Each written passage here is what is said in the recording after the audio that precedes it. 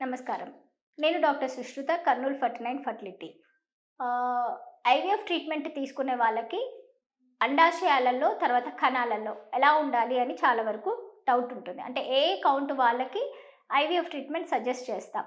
అంటే test tube బేబీకి వెళ్ళండి అని చెప్తాము ఆడవాళ్ళలో అండాశయాలలో కనీసం 2 అండాశయాలలో 4-5 వరకు అండాలు ఉంటాయి. ఎగ్స్ ఉంటే మాత్రం వాళ్ళు ఐవీఎఫ్ ట్రీట్మెంట్‌కి ఎలిజిబుల్ అని అంటాం. కొంతమందికి 5 కంటే ఎక్కువ ఉంటారు. 5 కంటే 10, 12 ఎగ్స్ అనేది ఉంటాయి. అవి పీసీఓఎస్ ప్రాబ్లమ్ అంటే నీటి బుడగల సమస్య ఉన్న వాళ్ళకి 5-12, 14 వరకు ఎగ్స్ అనేది ఉంటాయన్నమాట. కొంతమందికి 5 కంటే తక్కువ ఉంటుంది. 3, 2, 3 ఉన్న వాళ్ళకి కొంచెం ఐవీఎఫ్ ట్రీట్మెంట్ తీసుకున్నప్పుడు కూడా వాళ్ళకి సక్సెస్ రేట్ అనేది కొంచెం తక్కువ ఉంటుందన్నమాట. ఇంకా ఇది ఏంటంటే వయసుతో బట్టి కూడా మనకి ఆడవాళ్ళకి ఎగ్స్ కౌంట్ అనేది తగ్గిపోతుంది. అయితే ఇలా ఎగ్స్ కౌంట్ తగ్గిపోతుంది ఎప్పుడు అనంటే మోస్ట్‌లీ అయితే 35 ఇయర్స్ అంటే 35 ఏళ్ళు దాటిన తర్వాత ఎగ్ కౌంట్ అనేది చాలా వరకు తగ్గిపోతుంది. కానీ అది అందరికీ కాదండి, కొంతమందికి.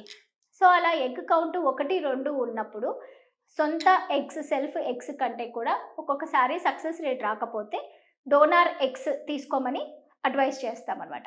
అలానే మగవాళ్ళకి చూసుకుంటే లెస్ థాన్ 5 మిలియన్ కౌంట్ ఉన్న వాళ్ళకి 5-10 మిలియన్ కౌంట్, 10 నుంచి ఐ ప ప 20 మిలియన్ కౌంట్ అంటే 5 మిలియన్ కౌంట్ కంటే తక్కువ ఉన్న వాళ్ళలో ఒక్క కౌంట్ ఒక్కటే కాదు, కాన్సంట్రేషన్ చేసిన తర్వాత మిలియన్ కౌంట్స్‌తో పాటి క్వాలిటీ అనేది, మొటిలిటీ అనేది కూడా చెక్ చేసుకుంటాం. ఆ మూడిట్లో ఏదైనా డిఫెక్ట్ ఉంటే మాత్రం డోనార్ ఎగ్‌కి వెళ్ళండి అని అంటాం. డోనార్ స్పెర్మ్‌కి వెళ్ళండి అని అంటాం. సో, డోనార్ స్పెర్మ్ అందరికీ చెప్పాలని లేదు. సో, వీళ్ళలో ఏంటి అంటే ఒకవేళ మొటిలిటీ బాగా ఉంది, కాన్సంట్రేషన్ బానే ఉంది అని అంటే మాత్రం ఒక్కసారి ట్రై చేసి మెడిసిన్స్ పెట్టిన తర్వాత కొంచెం ఏమన్నా ఇంప్రూవ్ అయినాయా అని తెలుసుకొని, దాని తర్వాత ఐవీఎఫ్ ట్రీట్మెంట్‌కి సజెస్ట్ చేస్తే మంచిదనమాట. సో, 10,000,000 నుంచి 20,000,000 ఉన్న వాళ్ళలో ఒకవేళ స్పాంటేనియస్‌గా ప్రెగ్నెన్సీ నార్మల్‌గా రాలేదు అనంటే గనక వాళ్ళని ఐవీఎఫ్ ట్రీట్మెంట్‌కి వెళ్ళమని చెప్తాం. అంటే ఇది ఐయుఐ ప్లస్ ఐవీఎఫ్. ఐయుఐ చేసినప్పుడు కొంతమందికి మొటిలిటీ అనేది ఇంక్రీజ్ అవుతుందనమాట. సో, దానివల్ల అడ్వాంటేజెస్ ఏమవుతుంది అనంటే కణాల గర్భసంచిలోకి విడుదల చేసినప్పుడు ప్రెగ్నెన్సీలు వచ్చే ఛాన్సెస్ ఎక్కువుంటాయి. 5,000,000 కంటే తక్కువ ఉన్న వాళ్ళకి, క్వాలిటీ తక్కువ ఉన్న వాళ్ళకి, తర్వాత కదలికలు, కణాల కదలికలు తక్కువ ఉన్న వాళ్ళకి ఇక్సీ సైటోప్లాస్మిక్ స్పెర్మ్ ఇంజెక్షన్ అని అంటాం.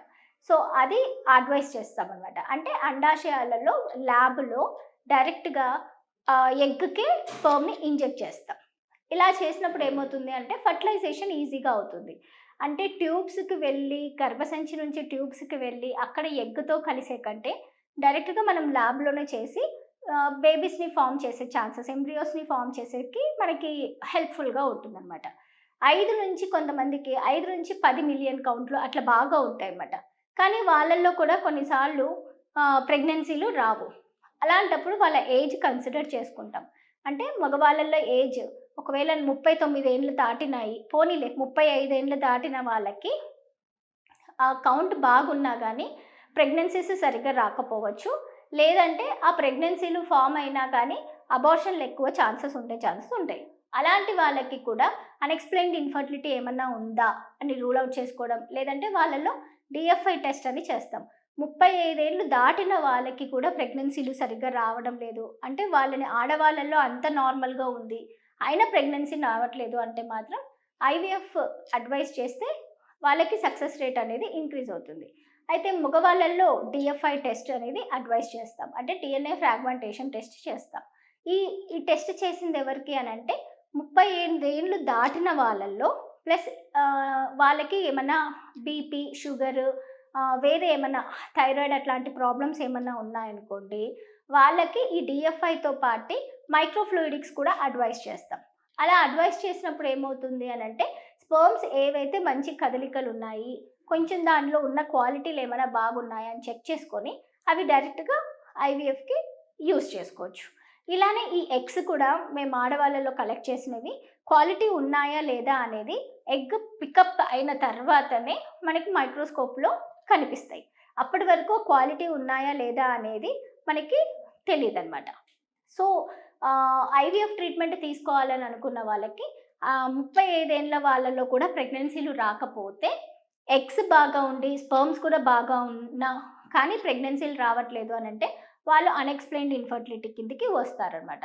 సో, అలాంటి వాళ్ళకి ఐవీఎఫ్ ట్రీట్మెంట్ చాలా వరకు సక్సెస్‌ఫుల్‌గా ఉంటుంది. Thank you.